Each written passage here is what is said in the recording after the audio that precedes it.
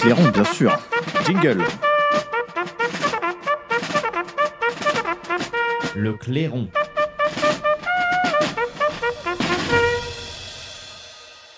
Alors oui, depuis le retour de Donald Trump à la Maison-Blanche, la version officielle de l'origine du Covid-19 change radicalement. Alors il ne s'agirait plus d'un Covid-19 d'origine animale, mais bien d'une fuite d'un laboratoire. Alors ça va pas surprendre, on va dire, nos auditeurs de Toxin, mais il y a quand même certaines révélations sur lesquelles il va falloir revenir. Et nous en parlons tout de suite, donc avec Madame Senta Dupuis, journaliste pour l'Essentiel News et présidente de la section Children Health Defense Europe. Madame Dupuis, bonjour. Bonjour. Bonjour Merwan. Bonjour. Oui. Alors pour commencer, j'aimerais que nous éclairions un petit peu nos auditeurs sur ce que nous apprenons donc, dans ces documents, ces informations qui ont été révélées, rendues publiques par Donald Trump. Alors, quelque part, on va dire, c'est pas une très très grande surprise parce que ça fait quand même longtemps qu'on en parlait. Je veux dire, je pense depuis le tout début, depuis avril, que la théorie entre guillemets de la chauve-souris et du pangolin, de la transmission naturelle du virus, a été remise en question. Et bon, tout le monde savait qu'il y avait déjà un laboratoire à quelques kilomètres du fameux marché aux poissons. Donc voilà, c'est une théorie qui a été évoquée tout de suite, surtout que certains avaient déjà analysé les séquences, on va dire, en disant, ben voilà, c'est l'œuvre d'un travail, ce qu'on appelle de gain de fonction, donc qui est en fait un travail expérimental en laboratoire. Donc tout ça a été, on va dire, caché, escamoté, dissimulé par Anthony Fauci, qui était le monsieur santé américain, avec toute une série de complices, on va dire, au niveau scientifique, ainsi que l'OMS. Donc là, pendant des années, il y a eu une sorte on va dire, lynchage médiatique général à tout qui, que ce soit au niveau scientifique, ou politique ou autre, ou dans les mainstream, simplement pour dire non, non, ça c'est vraiment ridicule. Enfin, ça a vraiment été loin. Y compris, il y a aussi eu bien sûr des tentatives de corruption, enfin des actes de corruption par rapport à tous les scientifiques qui se sont, on va dire, rassemblés pour écrire un fameux papier, donc qui s'appelle The Proximal Origin of SARS-CoV-2. Et donc le site de la Maison Blanche, donc là c'est assez étonnant quand même ce qui se passe, parce que je ne sais pas si vous pouvez montrer en tout cas c'est dans l'article, mais si ça vaut la peine d'aller le voir, la photo du site de la Maison Blanche avec aujourd'hui, c'est Donald vraiment... Trump, oui, Ah, c'est... bien sûr.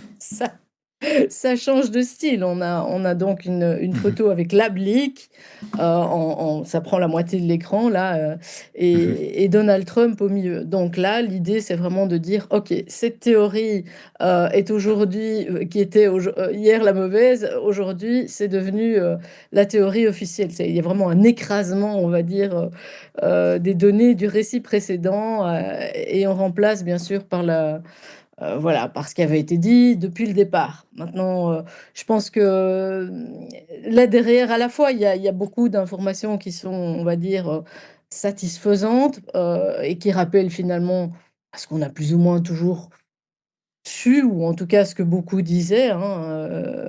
Il y a pas cette affaire de pangolin, ça ne tient pas. En tout cas, ça, c'est les scientifiques beaucoup qui nous le disaient. Et puis d'autres choses qui sont des vérités, on va dire, bon, l'inefficacité des masques, des confinements, donc voilà, ça Publication c'est essentiellement ce vaccinale. qui est. Mmh. Il y a quelque chose... Mais non, oui. ouais, justement, alors Oui. là, c'est assez étonnant, je vous interromps, mais Oui. il y a une sélection. C'est-à-dire que les confinements, c'était pas bien, la distanciation sociale non plus, les masques non plus, tout ça a fait beaucoup de tort aux Américains. Et donc là, on est quand même content de voir que c'est une nouvelle version officielle des faits, parce que j'espère que ça va secouer les choses un petit peu chez nous aussi.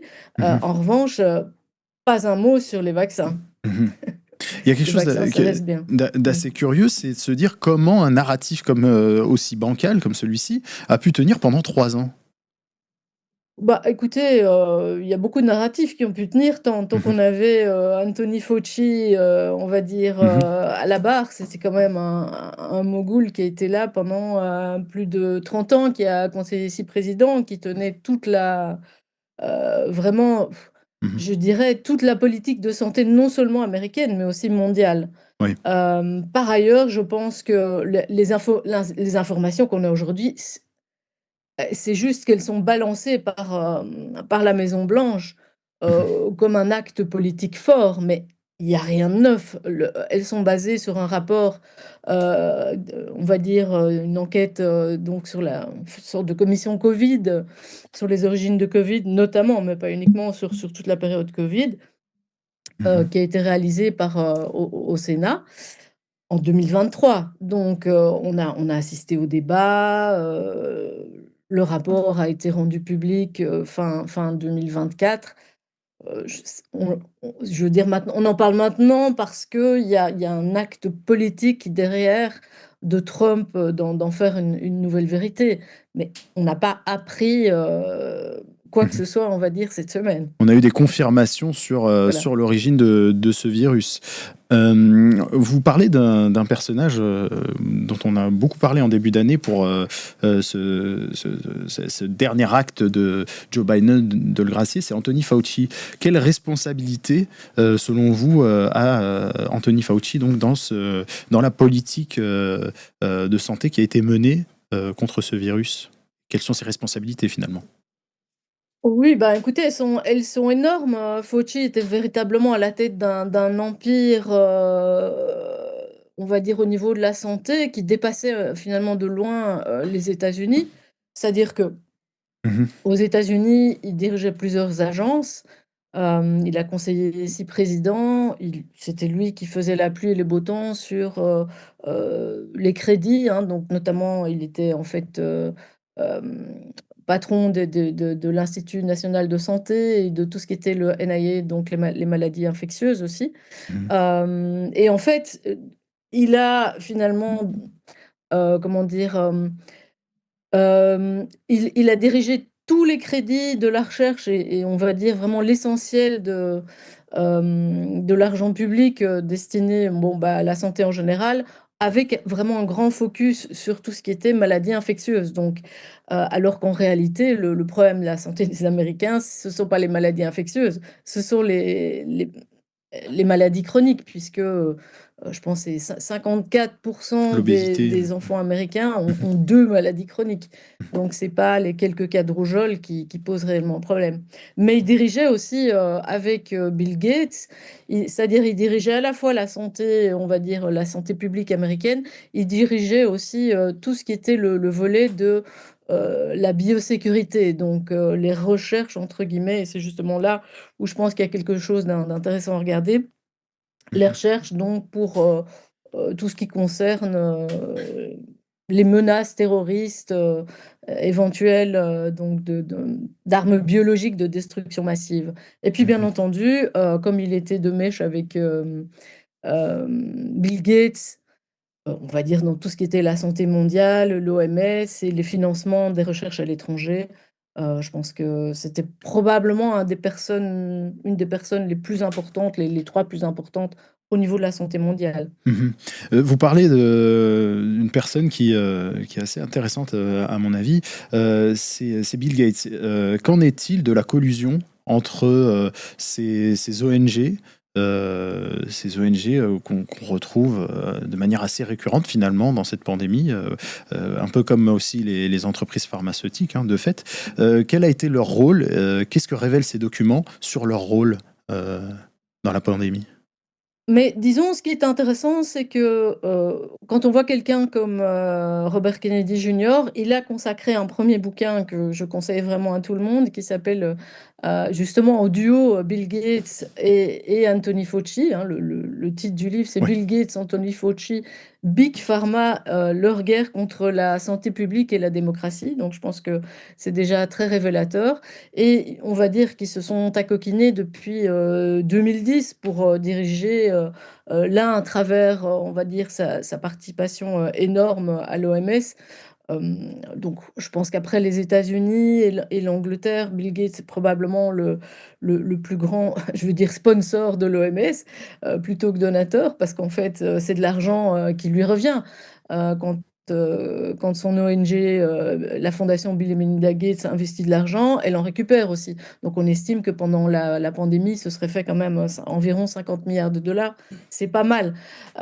C'est facile, évidemment, quand on est à tous les échelons de la problématique. C'est-à-dire qu'on est là pour dépister, soi-disant, des virus ou Mhm. des agents pathogènes, pour les breveter, pour les commercialiser et pour financer les politiques pandémiques, etc. Donc, c'est pas compliqué. Je veux dire, c'est juste, une fois que la machine est prête, on appuie sur un bouton. C'est ça qu'il faut se rendre compte, c'est que c'est vraiment un business. Mais ce qui est intéressant, c'est qu'en tout cas, Trump n'en a pas dit mot. Donc là, dans ces documents spécifiques, Mhm. on va dire, qui sont sur le site de la Maison-Blanche, euh, oui, Fauci, oui, on voit le portrait de Fauci en grand, Mhm. avec des accusations, le fait évidemment qu'il était, entre guillemets, pardonné par Biden, et puis à l'avance, Oui, hein, c'est assez spécial comme oui, oui. procédure.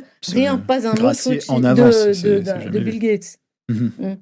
Oui, oui. Et donc là, ça interpelle. Parce que si on veut nettoyer le marais, il faut, faut le faire, quoi. Oui, faut aller jusqu'au bout. Donc, Et hmm. quand on parle d'ailleurs d'état profond, oui, il y a ce point sur lequel je voulais revenir, c'est le désengagement de Donald Trump aussi au niveau de l'OMS et sa volonté aussi, on le sait, il le revendique, de se replier sur les intérêts, on va dire, américains. Quelles valeurs vont avoir à l'avenir ces organisations internationales sans le poids américain? Ah, je pense que on le sait déjà, c'est un coût énorme pour l'OMS. Donc là, ils vont vraiment devoir licencier beaucoup de personnel, hein, plusieurs milliers de personnes, sabrer dans toute une série de programmes. C'est clair que ça donne aussi un mauvais signal pour d'autres pays. On voit que l'Argentine veut déjà sortir de l'OMS. L'Italie, ça c'est vraiment très très important de voir ce qui va se passer là, puisque Giorgia Meloni est assez proche du gouvernement Mhm. Trump. Et donc l'Italie, qui a quand même été, je veux dire, un pays phare, hein, avec la pandémie, voudrait aussi peut-être quitter l'OMS. Là, maintenant, on voit qu'il y a une tentative de l'OMS. Vous savez que c'est fin mai, Oui. la réunion annuelle. Donc, il y a quand même une tentative de l'OMS de revenir et de finaliser le fameux traité pandémie, contre lequel, on va dire, voilà, des personnes comme moi se sont en battues. Euh, donc, ils se sont soi-disant mis d'accord. On va voir, parce que normalement, ils auraient déjà dû le faire en janvier. Donc, on est hors, on va dire, on est en dehors de la légalité en ce qui concerne les provisions de ce traité, qu'on ne peut pas arriver comme ça avec un texte qui est ficelé 3 semaines avant. Donc, ça fait déjà plus partie de. Enfin, normalement, ils avaient un délai de 4 mois Mhm. avant la signature pour soumettre les textes. Donc, ils sont déjà hors délai. Mais je vois qu'en fait, ce qui est intéressant, c'est de voir qu'ils continuent de se disputer, même maintenant, alors qu'on vient d'annoncer soi-disant un accord. Et la Oui. raison pour laquelle ils se disputent, c'est tout simplement pour se partager le gâteau de tout ce business pandémique. En réalité, c'est une industrie, c'est une Mhm. arnaque. Et C'est ça le truc de vous l'OMS. considérez, vous considérez quasiment que cette pandémie a été provoquée volontairement Mais pour. personnellement, oui. Donc moi, disons, j'avais un petit peu anticipé, ça fait pas mal d'années que je suis tout ce qui est l'agenda mondial de la santé. Mhm. Et donc, j'avais publié tout un article, un dossier en mars 2019, que je conseille, qui est devenu un peu culte dans Mhm. la revue Nexus, sur le plan mondial, on va dire, de la vaccination. Et donc, il était clair que toute une série dans lesquelles on montrait bien que tout ça se préparait, les passeports sanitaires, les crédits, et toute en fait la prise de contrôle de la société, en tout cas une tentative de prise de contrôle sur la population générale avec des moyens de surveillance, etc.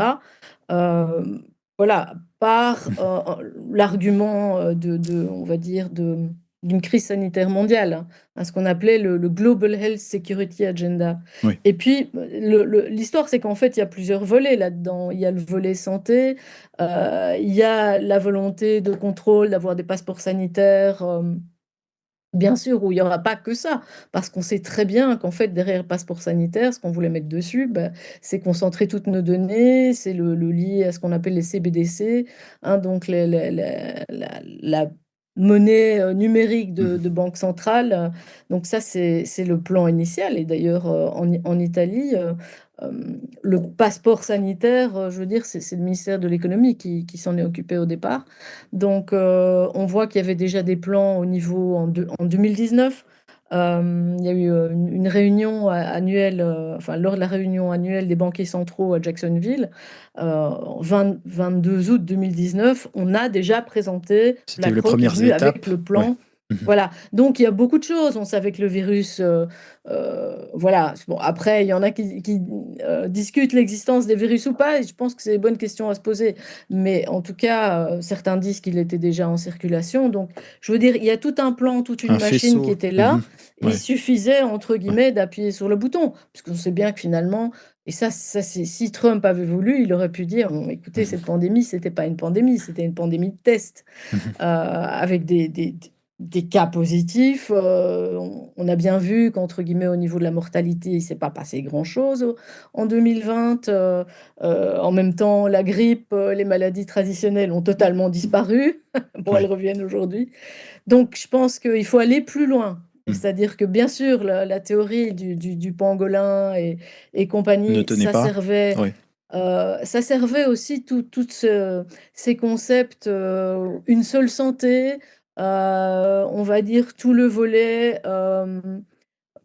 où on lie ce qu'on appelle la santé au climat, hein. Donc voilà, maintenant, bah oui, voilà, il va y avoir des maladies transmises par les animaux.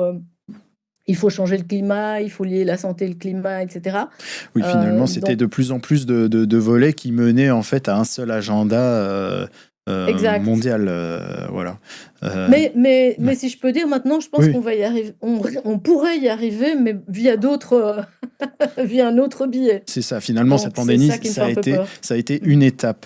Oui. On me fait signe que le Merci. temps tourne et un peu trop vite, malheureusement, mais ça a été un plaisir de vous recevoir, Madame Depuis. Je rappelle que vous êtes journaliste pour Essentiel News, que vous participez aussi à Nexus, vous l'avez rappelé, et vous êtes présidente de la section Children Health Defense Europe. Merci beaucoup. Si je peux Oui, juste, Oui, allez-y. j'allais le dire, voilà, on rappelle le votre Children's Health article. Defense Europe a fermé en fait. Ah, Donc autant pour moi. voilà, ça a été ouvert pour faire le travail qui était celui de Mhm. regrouper les gens pendant la pandémie et pour les informer. Aujourd'hui, ils ont un média qui s'appelle The Defender. Parfait, Et donc voilà. on le rappellera. Merci infiniment. Chers Merci. amis, n'oubliez pas de vous abonner à la Gazette du Tocsin sur toxin-media.fr/gazette. Vous savez, tous les jours, Valentin vous écrit dans votre boîte mail, vous recevez le meilleur de la matinale. C'est un courriel, donc impossible à censurer par le système. C'est condensé, c'est fait pour ceux qui n'ont pas le temps ou qui préfèrent lire, tout simplement. C'est aussi une version courriel qui peut être partagée. C'est spécialement conçu pour être transféré en un clic. Bref, c'est la version efficace pour pouvoir diffuser au mieux nos idées et les véritables informations. Pour recevoir gratuitement la Gazette tous les soirs, inscrivez-vous donc tout de suite sur toxin-media.fr/gazette, toxin-media.fr/gazette. À bientôt.